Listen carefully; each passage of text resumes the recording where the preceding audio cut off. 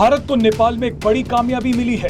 भारत ने नेपाल के रास्ते चीन को 2 बड़े झटके दिए हैं। चीन भारत और नेपाल के बीच लगातार विवाद पैदा करने की कोशिश कर रहा है, लेकिन इन सभी के बीच नेपाल ने चीन को हिलाकर रख दिया है।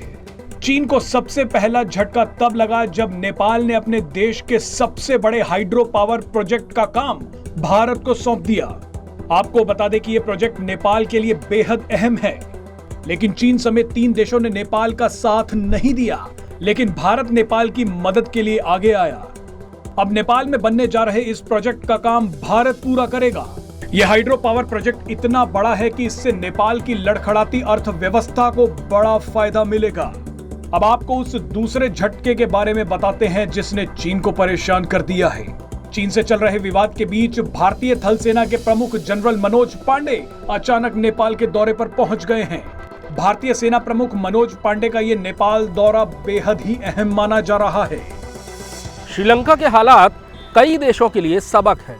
कम से कम उनके लिए तो हैं ही जो ये सबक सीखना चाहते हैं। नेपाल और बांग्लादेश ये सबक सीख रहे हैं। कभी चीन के उकसावे में आकर भारत के इलाकों को अपने नक्शे में दिखाने वाला नेपाल अब हर स्थिति में चीन से छुटकारा चाहता है।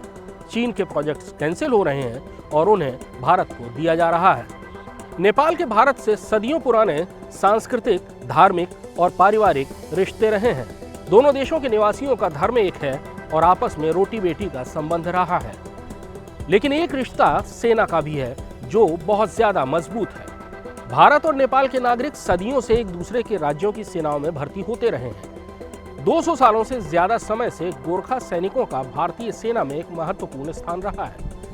भारतीय सेनाध्यक्ष नेपाल की सेना का भी ऑनरेरी प्रमुख होता है और इसी तरह नेपाल का सेनाध्यक्ष भारतीय सेना का ऑनरेरी प्रमुख। भारतीय सेनाध्यक्ष जनरल मनोज पांडे एक लंबी 5 दिनों की यात्रा पर नेपाल में है। हालांकि आधिकारिक तौर पर यही कहा जा रहा है कि ये यात्रा औपचारिक है और इसमें अग्निवीर समेत दूसरे किसी भी मुद्दे पर चर्चा नहीं होगी। पर जाहिर है कि अगर 5 दिनों तक मुलाकात होगी तो रिश्तों में पड़ी थोड़ी बहुत बची रह गई बर्फ भी साफ हो जाएगी।